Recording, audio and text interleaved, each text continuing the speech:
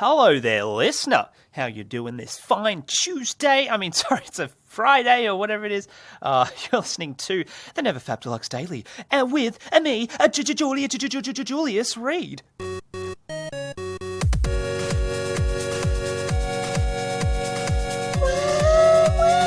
Getting the beats on, that's right. It's me, Dr. Dre, of course. We were good friends back in the day before, he shot me in the nut. Of course, it's not a great place to die. Well, I guess I didn't die. I guess I'm still here. Oh, the inconsistencies on the show.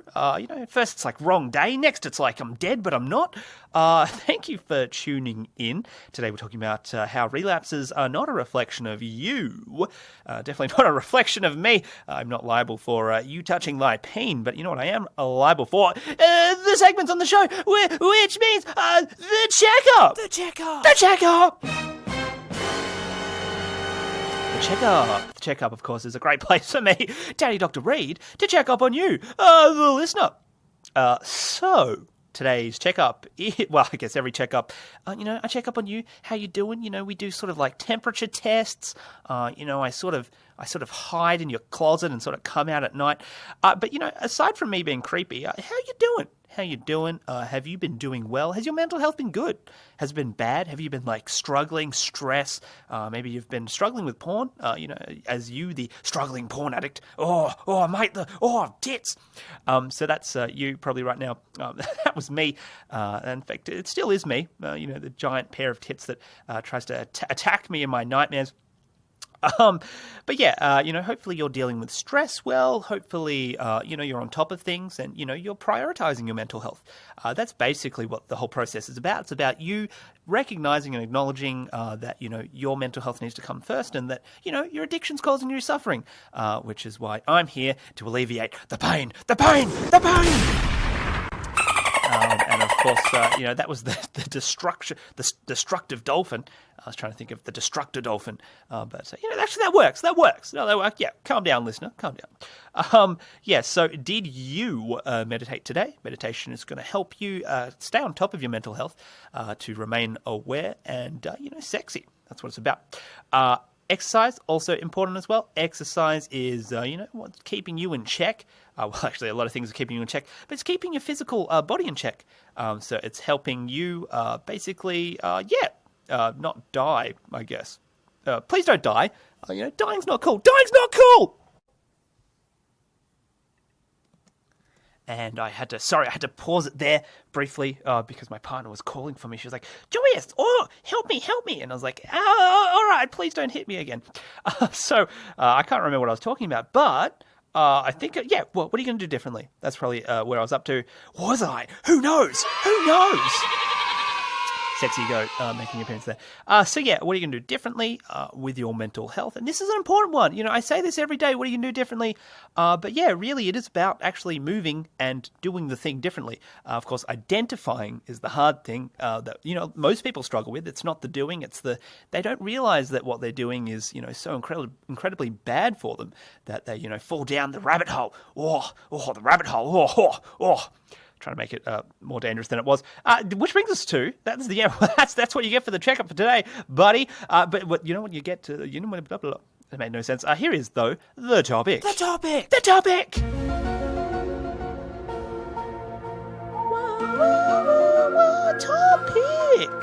Getting on top of things. The topic.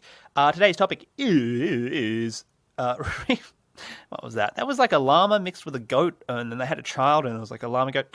The topic is relapses are not a reflection of you.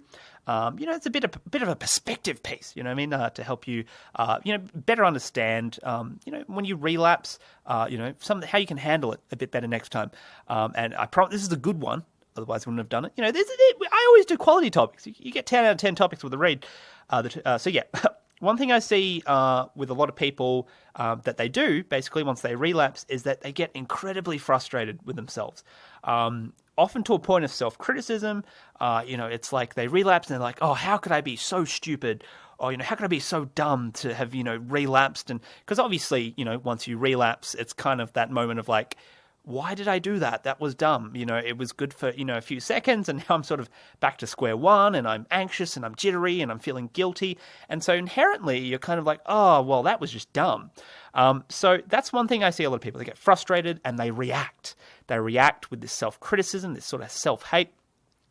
Now, basically what I want to point out is that this kind of reaction is very much an unhealthy coping mechanism. And that's why I'm talking about this topic today, because it's all about helping you identify coping mechanisms. And so self-criticism is one of them. So basically, self-criticism is an unhealthy coping mechanism. And basically the reason why we react this way is to cope with those uneasy thoughts and feelings. The way... self-criticism is also known as judgment. So we judge ourselves. Often it's not positive judgment. That's why it's called self-criticism.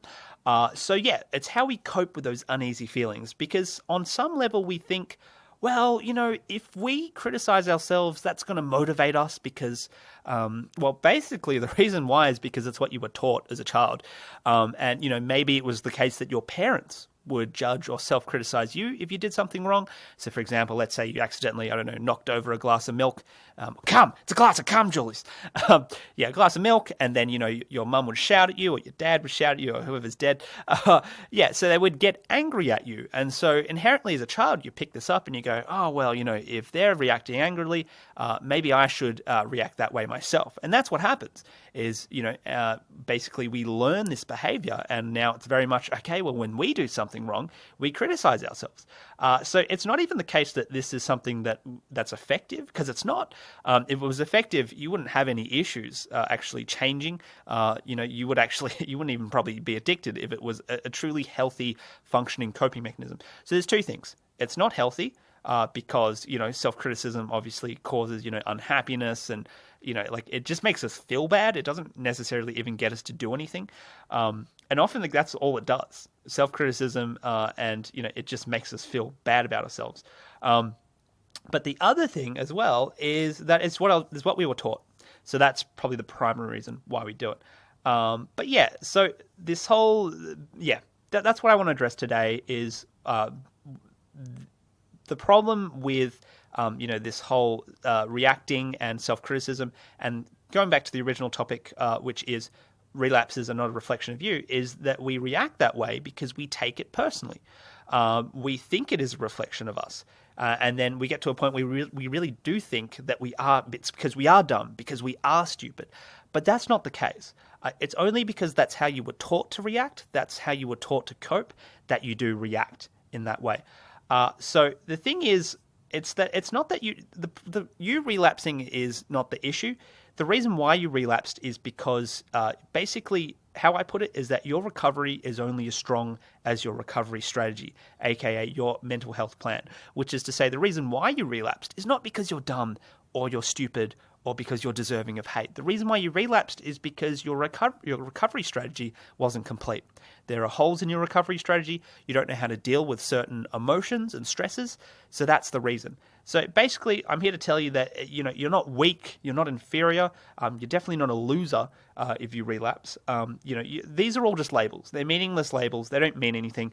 The reason why you relapsed is because your recovery strategy wasn't complete.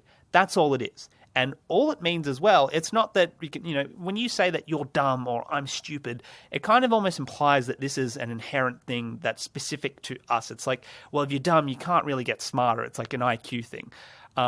But the good thing is that, when you understand that it's really just a matter of strategy, then it basically becomes a matter of improving your strategy. Basically revising, looking at your strategy, going, okay, well, what am I doing wrong? Or, what am I doing so that I'm losing balance at some point? That's how you need to think of it. I come back to this idea of iteration. The whole idea of recovery is that it's a process of constantly iterating and constantly changing our approach. Largely, this means identifying, changing, or removing behaviors which effectively derail us from having mental balance. There's no need to be frustrated with yourself because that's a common thing I see, enough that I decided to make it into a topic. No need to be frustrated, no need to be angry or sad.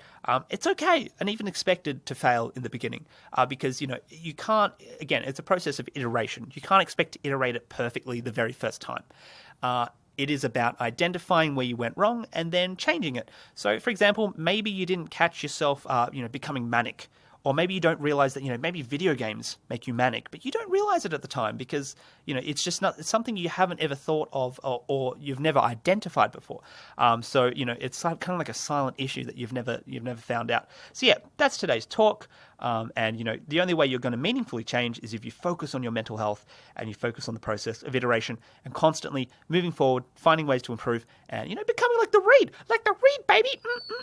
Yeah, he's fallen from the sky. Yes, Dusty.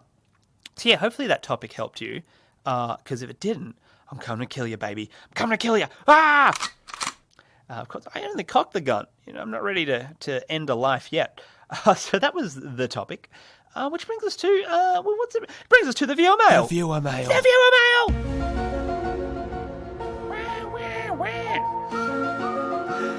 viewer mail. The revered. I guess I think revered is the word. I think that's the word, people. All right, let's stick with it. Today's viewer mail comes from Andrew Wilson from Port Blair, India. Sounds like a delicious port. There, Andrew. Yes. India. The taste of India in my mouth. That made no sense. Andrew says, I can't seem to get a job. I've tried everything, including sexually harassing the company with pictures of my penis, as you recommended in episode 12. Can you please help me? Well, Andrew, firstly, I would never make such an absurd recommendation on this wonderful show, this bastion of democracy and high opinion, a voice for the people to respond to the tyranny and hatred of unsolicited dick pics. So that's my official stance. Andrew, you betrayer. Of course I'd never do that. Oh, let's be honest. Was it even a quality dick pic? The kind of dick pic that makes girls so wet that you have to call flood control. Yeah, it has to be a good dick pic. That's the point. If you're going to be sending pictures of your dick, you need to be, focusing in on, is the girth right, the composure, have you photoshopped it so it's like way bigger than it actually is, bigger than a head. You want the penis to be bigger than your head in the photo. That's when you know it's a good dick pic because women love anything that's basically going to cause their vagina to bleed indefinitely and probably kill them. I'm a bad person. But yeah, so if it was a terrible dick pic, then obviously, I wouldn't bother hiring someone of your lowly status. Racist. Of course, I guess I was calling myself racist in that one. That's right. It's one of those viewer mails. He's not committed, but he's like 50% committed. Let's do it. Let's do it, Reed. Okay, listen. If you need help, I run the Julius Reed Dick Pic Academy to assist struggling young men such as yourself to take absolutely mesmerizing pictures of your penis. That's what I'm offering here today for you, Andrew. 1-on-1, Julius on Andrew. Let's do it, baby. It's a 12-week course. It's a $5,000 deposit. Admittedly, it's a bit steep on the price, but you get what you pay for. The Reed, of course, world renowned for his sending dick pics. I sent dick pics to Obama, Trump, the other famous presidents. I've sent until the as well. So 12-week course. It's $5,000 deposit followed by 180 payments of $550 per month. That's a good deal. It's cheaper than Netflix. And you will have great looking dick pics. So I teach you all the basics, such as how to get that perfect wide angle shot. That's very difficult. A dick shot. I had to do a 360 quick scope shot. Of course, they're very difficult to pull off as well. Scenery is obviously important. A dick shot at the beach is pretty popular these days. Going down a slide with a stiffy, obviously a great way to get girls. So obviously, definitely don't do that in real life. But anyway, if you'd like to sign up for this course, head on to NeverFapDeluxe.com and the Reed will sort you out. And next thing you'll know, you'll be CEO of the company when CEO stands down and he's like, wow, that dick pic blew me away. And you may now be CEO. Please, again, don't do that because you'll go to jail. And I don't want, in court to be like, oh, well, I was listening to the NeverFap Deluxe daily and Julius Reed, he gave me this great tip. Banned. Oh. So that's obviously what's going to happen. I think, anyway, that brings us to the end of the show. This is a long one. Oh, gee, this is a long one today. Check us out on Facebook, Twitter, Discord, Reddit, Castbox. You can send us an email, neverfapdeluxe@gmail.com. Also do another podcast, The Writers Daily. Stay safe, stay sexy, stay Reed.